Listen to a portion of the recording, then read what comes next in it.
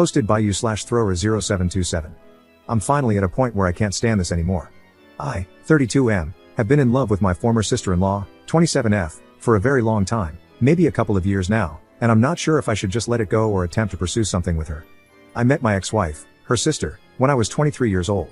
The relationship developed very quickly, and by 26, I had my son and daughter and had gotten married. However, within months of being married, my ex-wife had an affair. Worse than that, the man she cheated with got her into heroin. When I confronted her about this, she said she would get help but instead left during the night. I haven't heard from her in 4 years, and the last I heard, she's still with that man, and they're homeless in Las Vegas. I'm not sure if that's true, but since I've been focused on holding things together for the kids, I haven't had the time to chase her down, nor do I want to after what she pulled. I ended up getting a divorce in absentia. I've managed to maintain a very positive relationship with my in-laws despite everything. Every other weekend, my kids stay over with their grandparents on that side, and they pretty much still treat me like a son. I still go to Christmas parties and am reasonably well liked by the family. Nobody talks about my ex anymore, mainly to avoid upsetting the kids. My oldest, my son, has been very hurt by his mother's absence. He's 9 now, and I had to get therapy for him after he told me he wished his mother was dead. She had become verbally abusive toward the end, which was when he was around 5 or 6. Anyway, in the year following my ex leaving, her sister and her boyfriend started coming around a lot to see the kids. They knew I worked a lot and would babysit, calling it practice since they wanted children of their own. My kids loved them and were spoiled by them, which I didn't mind because we all needed a little positivity. They got married and were very much in love. Tragically, her husband passed away in a workplace accident shortly after their daughter was born. It's been extremely rough and painful for everyone involved, as one can imagine. Following my sister-in-law's example, I began taking her daughter at times to give her space when things got too hard to deal with or she needed some alone time. She's been in grief counseling for a few years, but she still wears her wedding ring and has told me she can't imagine dating again. We often talk about her late husband, and while she's in a better place now, she's still very much in love with him. I can't imagine the depth of that pain. Over the last 2 years, we've become more constant figures in each other's lives. My kids adore their aunt, and I have her over for dinner a couple of times a week. My daughter and her daughter have grown close and love being around each other, so they have sleepovers. By this point, I've moved on from my ex, but the idea of dating, potentially bringing someone dangerous into my kids' lives, like their mother, has kept me out of the dating scene. I don't know when it happened, but I slowly started developing feelings for my sister-in-law. She's a wonderful mom, especially given all she's been through. She's one of the sweetest people I know, and her sense of humor always leaves me laughing and happy. Then I started realizing I was physically attracted to her. I've always felt a little guilty about it because her late husband was a good friend, and since she's obviously still grieving, I've kept my feelings to myself. Since COVID started, we've been spending even more time together because social distancing has limited our contact with others. Nothing romantic has ever been discussed, and I try not to flirt. But last week, it was very late after the kids went to bed. I made us a few drinks, not enough to get drunk, and she decided to spend the night, so I took the couch. I woke up to breakfast the next morning, and the 4 of us felt like the family I've always wanted. She even kissed my forehead, which isn't something she normally does. I didn't say anything, but after she left, I found my son quietly playing with his toys in his room. He looked upset, so I asked him if he was all right. He told me, point blank, in the way only a kid can, that he wishes his aunt was his mother. I sat down with him and asked him why he felt that way. He gave me a list of reasons. She's kind to him, she never yells, and he loves seeing her at his grandparents' house. He mentioned that she draws pictures with him, which I didn't even know they did. By the end of it, my heart, already softening toward this woman, melted even more. When I dropped the kids off at their grandparents' house, I tried to subtly gauge their opinion by making a joke about how their daughter and I sometimes act like a married couple. They didn't laugh and seemed a bit standoffish. They were friendly but distant, which made me wonder if they know something or if they disapprove. It's becoming harder for me to ignore these feelings or pretend they're not there. I'm in love with her. Either I've got to let go of these feelings and find a way to move on, or I have to figure out how to navigate this situation and tell her how I feel.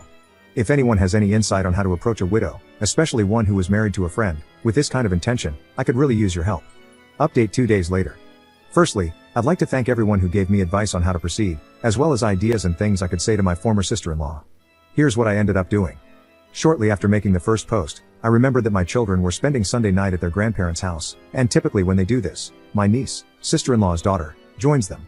I allow these bi-weekly visits because I think it's important for them to maintain a healthy relationship with their mother's parents. My sister-in-law lets her daughter go because she enjoys playing with my daughter. Well, I realized we both have a free night. Normally, I'd just game or hit the gym for an extra session, but I figured it would be the perfect opportunity to see her without the kids around. So, I sent her a text saying, "Hey, kids are out this Sunday. Was thinking you might want to get dinner." It was at a fairly upscale place that reopened 2 months or so ago for outdoor dining. I never ask her out to dinner, and we're almost never alone together or without a child in the other room. She says she'd love to, and then my panic set in because now I had to actually act on my feelings. I asked her if she'd prefer meeting at my place and taking one car or meeting at the restaurant. She said she'd come by my place first. I was a bit more cleaned up than normal, dressed up, but not overly so. She shows up, and my god, she's in a very nice evening dress, with makeup, not something she normally wears.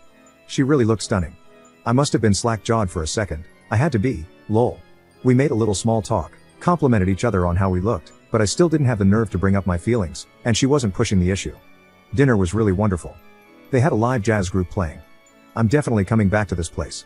She told me this was the first time she'd had an adult social outing that didn't involve her daughter in a few years. I mentioned that it had been about as long for me. We laughed, joked, talked, and shared a little casual touching here and there. I still couldn't find my nerve, though. I was afraid of ruining the moment, so I just submitted to having fun. But as we were leaving, my mind snapped, and I just thought, screw it. When we stood to go back to the car, I gave her my arm, and we walked back arm in arm. No awkwardness, nobody mentioning it. I opened her door for her, planning to drive her back to her car. As I opened the door, she stopped me. Looking sort of nervous, she outright told me to stop and that she wanted to kiss me. There was no drinking at dinner, so this was all her. I pulled her in, and we kissed. I can barely describe how wonderful it felt to finally touch her. The kissing went on outside the restaurant, with her leaned against my car, for at least half an hour. When we finally broke apart, we shared a few more dreamy looks before getting in the car and driving back to my place. She held my hand as I drove. I don't think I've ever been happier. I confessed to her that I'd started having feelings for her a long time ago, but because of the terrible things we'd gone through, I didn't want to scare her away. She told me she'd carried a torch for me for about 6 months. Around that time, I'd gone on a couple of Tinder dates, and since we were just friends, I described to her what a mess those dates were. She said she'd started feeling intensely jealous and angry that I was seeing other girls. That's when it clicked for her that she'd somehow developed feelings for me. It turns out I didn't approach her because of her late husband, and she didn't approach me because she was afraid I'd see too much of her sister, my ex-wife, in her and start to resent her for it. After we got back to my place, I invited her in. We decided to fight off the desire to jump straight into bed and just sat on the couch, snuggling and talking about what we'd need to do to make this a working relationship. There were some really teary moments. We talked about her late husband a little and where she felt she was in the grief process. I told her I didn't want to rush her and that I'd wait as long as she needed me to. She said she felt like she was in a place where she could love again and that she was long past feeling guilty for having feelings for me, which was something she had struggled with. She then brought up her sister and the obvious questions a few people had asked in the comments. What would we do if my ex ever decided to show her face around here again or try to get back into my kids' lives? What if she came back reformed and apologetic? Would I take her back? I told her that was a hard no. I've forgiven her for cheating on me, but I will never forgive her for what she did to my son. He was such a sunny, happy boy before his mother started cheating, using, and lashing out at him. He's doing better now, but for a long while, his behavior and negativity were really troubling for someone so young. She was concerned about how he might react to us because, unlike our respective daughters, he's old enough to understand everything. I told her not to tell him yet, as it might embarrass him, but not too long ago, he told me he wished his aunt was his mom instead. We said we'd take it slow and not rush things, but the kissing started again, and since we were in private this time, we gave up the fight to stay out of the bedroom. I'd had fantasies throughout the duration of my feelings for her, and getting to stroke her face in the morning was one I finally got to live out. Moving forward, we're going to establish date nights and work on building on our already strong foundation. When we inevitably tell our families that we're a couple, we're going to do it together. But that's where I'm at. That's my update. If this subreddit allows, maybe I'll do another post to share how the parents, in-laws, and kids take the news. 2 years of wishing she was mine, and now she is. Better not mess this up. Second update 1 week later. Note, I forgot to add that I am referring to my ex-wife as Jessica and my sister-in-law, who I had been calling Sil, to Sylvia because it's funny. Well, we've told everyone, and for the most part, it's gone over fairly well. When our respective kids were with my in-laws, Sylvia and I went to see my parents. They've met her a handful of times, but they don't really know her too well since my in-laws and my family rarely attended mutual functions. They at least recognized who she was. My dad isn't a particularly sentimental person, so I have no idea what he thinks about it, but my mother is on board. She did ask, "Does Jess know?" And we told her that I haven't even spoken with her in 4 years and Sylvia hasn't heard from her in 2. We said we'd cross that bridge when we got to it. Other than that, my folks just seemed happy for me. Yesterday, we attended a small family gathering for Labor Day at my in-laws. We knew the reception here would be a little chillier since they're all also related to my ex-wife. My parents did us the favor of taking the kids to the zoo for the afternoon, and for ice cream too. We arrived at the party together, and of course, everybody was wondering where the kids were. It felt like a million things were telling me not to do this, but I took her by the hand, and we both explained the kids were not there because we intended on telling everyone that we are now a couple. This wasn't a huge crowd, maybe 8 people, but it really felt like I announced it to a stadium. I don't know how we expected it to go, but several of her aunts were very pleased with this. We got some hugs. At first, Nobody even mentioned my ex-wife. They were just happy because they had all settled on Sylvia just never dating again. It was only my mother-in-law who caused any issues. She told the party that she knew we were an item because I was always giving Sylvia puppy dog eyes and that Sylvia talked about me nonstop. She asked how long we had been dating in secret, and I told her only a week. She scoffed and told me that she didn't think starting a relationship off by lying was a smart move.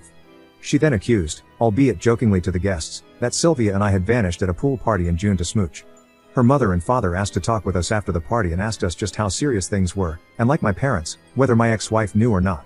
When I said no and that her opinion shouldn't matter given she abandoned her family 4 years ago, they said they would be more comfortable with everything if I told Jessica that I am now dating her sister. They are both intensely afraid that my ex will return sober and renewed, make an attempt to make amends, discover that I am now in love with her younger sister, and relapse. It sounded to me as if they knew something I didn't, and as it turns out, Jess has been calling and talking to them for a year now, and they just haven't told me. I was upset they kept this from me. Sylvia was very upset too because not once after her husband's death has Jess ever tried to call her. They showed me her Facebook profile, the one she blocked me from, and there she is looking pretty normal, not like the burned out husk I remember. I have to admit that seeing her not looking like the junkie she became when she left made me feel a little better, and Sylvia too. Her parents kept their contact with her a secret because she is ashamed of what she's done and feels that she deserves to lose her kids and couldn't face them after all that happened. Sylvia's parents gave me her phone number and asked that I please call her and speak with her. I told them that my feelings for Sylvia are real, and there is no chance I reconcile with Jess. My father-in-law seemed to nod in approval, but my mother-in-law honestly looked like she was hoping we'd fix things. After we left, I talked to Sylvia about it, and though we had discussed a circumstance where Jess returns before, we decided to revisit the conversation in light of these new revelations. I told Sylvia that I am in love with her, my whole heart is hers, and that my feelings of love for her are something deeper and stronger than anything I ever felt for my ex-wife. She ended up crying from the stress of the situation, anger with her parents for keeping secrets, and anger with her sister for not calling her or offering condolences after her husband's death. She then admitted that she is afraid I might leave her if her sister returns, and I assured her this would never happen. It took some long hugs and a lot of kisses to smooth over the situation, but by the time we went to pick up the kids, we were holding hands again and feeling more connected than ever. She's been spending the night at my place pretty frequently since we've been together. So the kids don't see anything, I've been setting my alarm for 5 a.m., getting up, and moving to the couch. Well, the morning after, we decided to tell the little ones what is going on. Our daughters seemed very happy, but they are too young to really grasp what's actually taking place, all they know is they can play together more. I did take my son aside, just me and him, and asked him if he was okay with this and what he thought about it. He asked if we'd all be living together, and I told him maybe someday. He asked if this made his aunt his stepmom now, and I said he's free to call her what he's comfortable with, and I will respect it, and she would too, because we both love him. He then asked me a lot of questions about his own mother, things he had never asked me before, and I answered pretty much everything he wanted to know. I toned some of my answers down a bit. He's learned a little about the dangers of illicit substances from school programs, and I was finally honest to that degree when I told him his mom had a problem and made some bad choices. He asked me why his mother didn't love him, and that broke my heart. I assured him the best I could that his mother did love him, she had just made a lot of terrible mistakes, and that sometimes adults just don't do the right thing when they should. He asked me if I still loved her. I told him that I hoped she would get better and that I don't want her to be sick anymore, but that she hurt me and him so badly that I couldn't love her like I did before. I'm not sure he got all of that, but I tried explaining it to him the best I could. All that aside, he has been so much happier and less withdrawn since Sylvia has been with us, and he's always going out of his way to do all the typical kid stuff to impress her that I did with my own mom. At the end of the day, I still have that phone call with the ex to dread. But, having Sylvia with me, being able to kiss her and hold her at night, really put some joy back into me that's been gone for a very long time. I don't think I even knew how unhappy I'd been all these years until I realized how happy she made me feel. We've been doing all the happy, young lover stuff. She's been leaving me love letters in my work lunchbox, even little poems, and I had flowers sent to her workplace. She mentioned she had told me that a few of the ladies at work had been trying to get her to ask me out for several months, so I figured the flowers would both make her happy and be a firm thank you wink to the office girls lol. Thank you to everyone who commented or sent me messages on the first and second posts. They really made my day and helped me keep my cool to confess to her. Feel free to ask me anything, but I think this just about does it for my updates. Third update 7 weeks later. What you're about to read is a comment I wrote last week. I've just copied and pasted it, as it's pretty much good enough to be a post. It details how the phone call with my ex-wife went and provides a little more information. I did talk to her back in September. I keep meaning to write an update, but life got pretty hectic. I actually wrote a 10-paragraph update about a month ago, but my laptop crashed, and I lost it, which discouraged me. The ex-wife is in a much better place and is in recovery, 8 months clean at this point.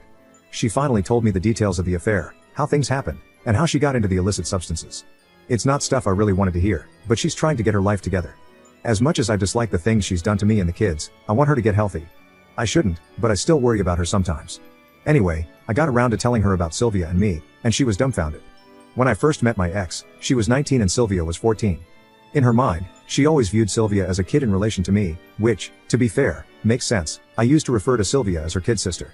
However, when she remembered that her sister is a fully grown adult who had been married and had a child, her hints that I was being a creep stopped. She did ask if I had feelings for Sylvia while I was married, and I denied it. We talked about the kids, and she was really regretful, crying throughout the conversation. She said she has no idea how she'd be able to face them again. I wanted to say something reassuring, but I didn't want to give her the impression that I want her in their lives. Cordial, even friendly, sure, but I'm not going to be stupid about it. She and Sylvia talked for a while too. I didn't eavesdrop intentionally, but from the bits I heard and what I was told, they talked about Sylvia's husband. It turns out my ex had gotten arrested for breaking and entering that week and spent it in jail.